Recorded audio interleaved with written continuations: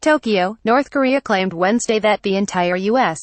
mainland is within reach after successy testing a new kind of intercontinental ballistic missile which it called the WA-15 and said could carry a super-large heavy warhead.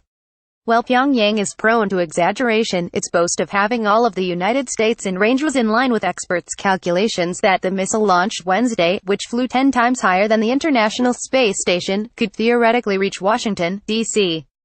With this system, we can load the heaviest warhead and strike anywhere in the mainland United States, North Korea's most famous newsreader, Ri Chun-hee, said in a special live broadcast on state television. This missile is far more technologically advanced than July's WA-14. This signifies that our rocket development process has been completed. Kim Jong-un, the North Korean leader, personally authorized the launch, Ri said, as a photo of Kim at his desk and the handwritten order appeared on the screen. North Korea has launched 18 missile tests in 2017, and 13 were successful. Wednesday's launch, the first in more than 2 months, is a clear sign that North Korea is pressing ahead with its stated goal of being able to strike the U.S. mainland, and is not caving in to the Trump administration's strategy of applying maximum pressure. The missile logged a longer flight time than any of its predecessors and went farther into the atmosphere than ever before, reaching a height of 2,800 miles. The International Space Station, by comparison, is 240 miles above the Earth. President Trump, together with his counterparts in South Korea and Japan and the UN Secretary General, condemned the latest launch. "We will take care of it," he told reporters at the White House, calling it a situation we will handle. He later tweeted that Democrats should join Republicans to pass a spending measure to avert a government shutdown after North Korea missile launch. "It's more important than ever to fund our government military." Trump has repeatedly said that military options are on the table for dealing with North Korea and has suggested that time has run out for a diplomatic solution to the nuclear problem.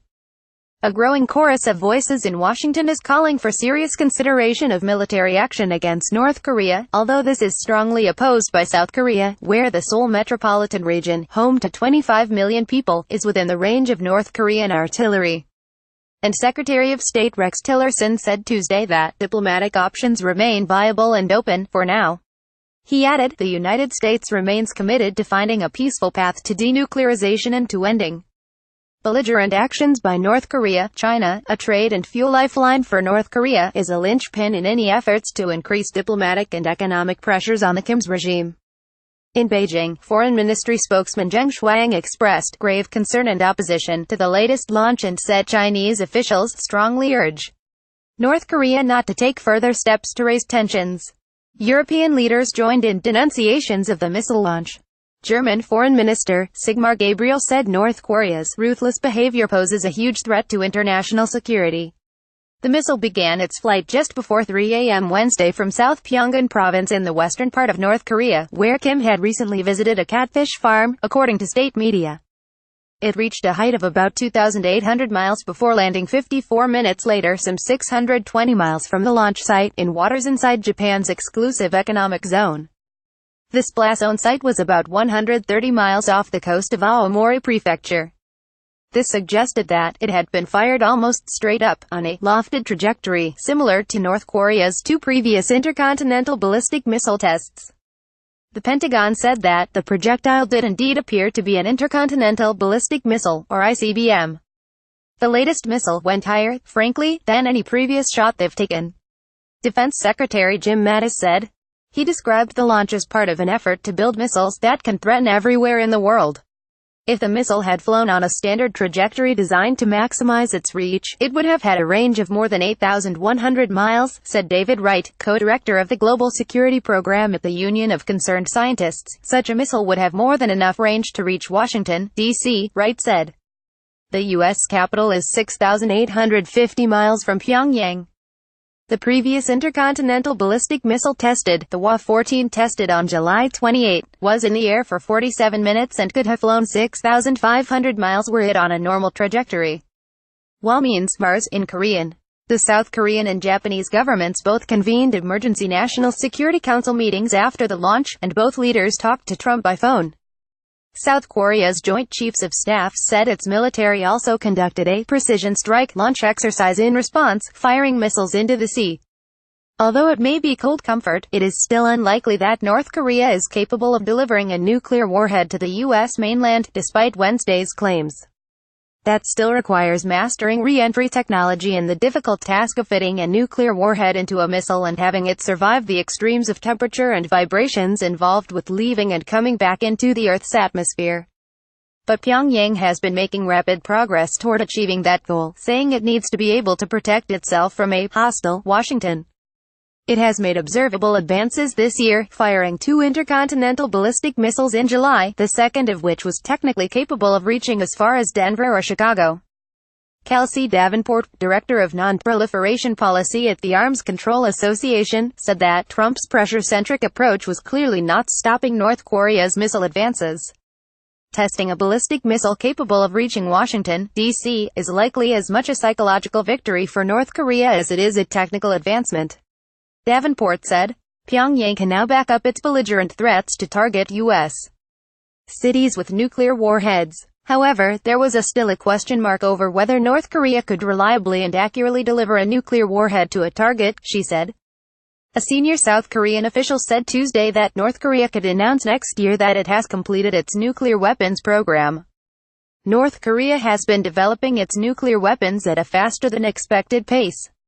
We cannot rule out the possibility that North Korea could announce its completion of a nuclear force within 1 year, Cho Myung-in, the unification minister, who is in charge of the South's relations with the North, told foreign reporters in Seoul. But for now, the North Koreans still appear to be in the testing stage, rather than the operational one, said Markus Schiller, a German aerospace engineer who specializes in missiles. If they are serious about their missile program, they have to launch from time to time, and at different times of the day and in different weather. North Korea still has a way to go with its missile program, Scheller said. Perhaps they can hit Washington, D.C., with this, but they can't fight a war with it, he said. Kim Jong-un opened 2017 with a New Year's address announcing that North Korea had entered the final stage of preparation for the test launch of intercontinental ballistic missile. Then, in July, his regime launched 2 ICBMs, the first on U.S. Independence Day. After its most recent missile launch, an intermediate-range missile that flew over the northern Japanese island of Hokkaido on Sept.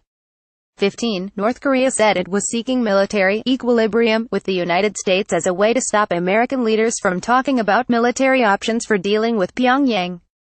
That was the second launch over Japan in less than 3 weeks and came less than 2 weeks after North Korea exploded what was widely believed to be a hydrogen bomb. Those events triggered ire overseas, with Trump denouncing North Korea's regime during a speech to the United Nations General Assembly and mocking Kim as Little Rocket Man. But despite an increase in tensions over the past 2 months, including a U.S. Navy 3-carrier strike group conducting military exercises in the sea between Japan and the Korean peninsula, 74 days had passed without any missile launches by the North. That was the longest pause all year, according to Shea Cotton, a research associate at the James Martin Center for Non-Proliferation Studies in Monterey. Caliph, the pause had raised hopes that North Korea might be showing interest in returning to talks about its nuclear program. In a speech to the Council on Foreign Relations late last month, Joseph Yun, the State Department's special representative for North Korea policy, said that if North Korea went 60 days without testing a missile or a nuclear weapon, it could be a sign that Pyongyang was open to dialogue. Simon Denyer in Beijing and Rick Nowak in Berlin contributed to this report.